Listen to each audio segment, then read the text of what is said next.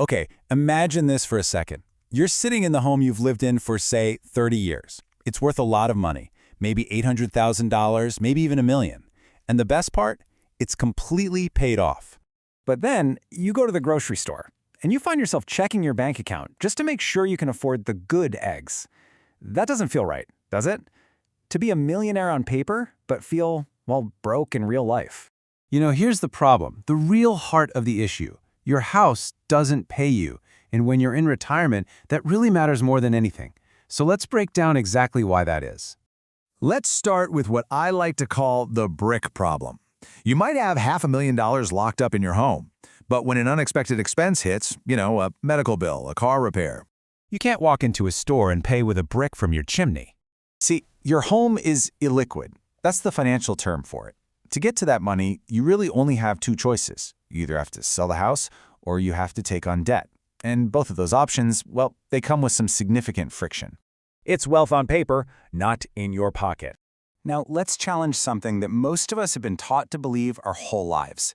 Is a paid-off home truly free? I mean, sure, you might not owe the bank anymore, but you still have to pay for property taxes, for insurance, and for all the maintenance that comes with it. In fact, if you look at the national average for these hidden costs, it's now over $15,000 a year. That's a lot of money just to live in a home that's supposed to be free and clear. And where does all that money actually go? Well, it breaks down into thousands for maintenance and repairs, thousands more for insurance, and of course, thousands in property taxes. So even with no mortgage, the bills, they never truly stop. just let that sink in for a moment. Your home isn't paying you, you're paying it. And that leads us to another hidden cost. It's something financial experts call debt equity. Just think about it for a second. Your home, no matter how valuable it is, produces zero income. Let me show you exactly what that means. Imagine you have $400,000. With option A, you could use it to pay off a 4% mortgage, right? And that'll save you $16,000 in interest. But with option B, you could invest that same money at 7%, earning you $28,000. That's a $12,000 difference every single year. When your money is just locked in your home, it's simply not working for you. Here's another problem most people never even think about: diversification. So many retirees have 50%, maybe even 80% of their entire net worth tied to a single property, one house, one neighborhood, one zip code. If that local market drops, your entire financial foundation is affected.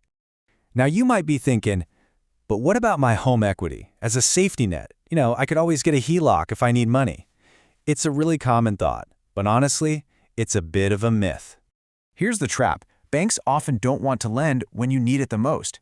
During economic downturns, which is exactly when retirees are the most vulnerable, they can freeze or even reduce those credit lines. And other options, like reverse mortgages, they come with high upfront costs and a growing debt balance that just eats away at your equity over time. So when you put all of this together, you start to arrive at a pretty powerful truth. You can live in a $1 million home and still struggle with income. That's what we call phantom wealth.